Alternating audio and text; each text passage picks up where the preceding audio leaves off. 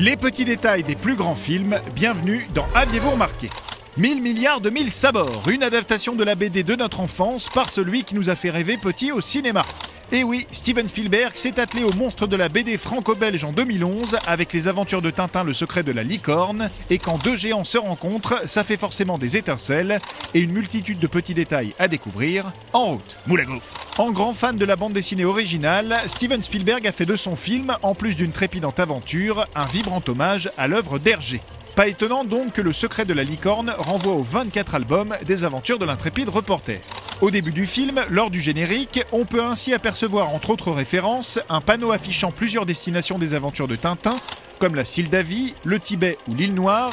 Dans la scène de l'appartement du jeune reporter, on peut aussi remarquer de nombreuses coupures de journaux, avec un clin d'œil à la capture de Fang et au lotus bleu, celle-ci évoquant le cas de Mommy en référence à l'album Les cigares du pharaon, là parlant d'un sceptre en référence au sceptre d'Ottokar, ou d'un mystérieux artefact qui n'est autre que la statue de l'oreille cassée. Dans ce patchwork est enfin visible un clin d'œil à Tintin au Congo, avec ce gros titre clamant que Tintin a démasqué une tribu de gangsters en Afrique.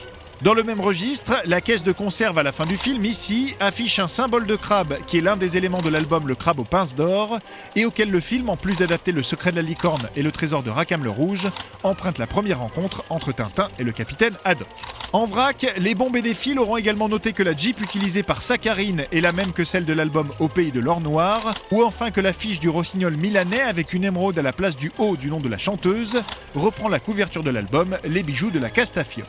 Mais outre cette multitude de références aux aventures dessinées de Tintin, le film recèle d'autres petits clins d'œil comme à l'auteur même de ses aventures, Hergé, qui a droit à son caméo en dessinateur de rue. On aura également noté que lorsque Barnaby est abattu, il laisse des indices avec des marques de sang sur le journal Le Petit 20e, du nom de l'authentique journal belge des années 30 dans lequel débuta les aventures de Tintin.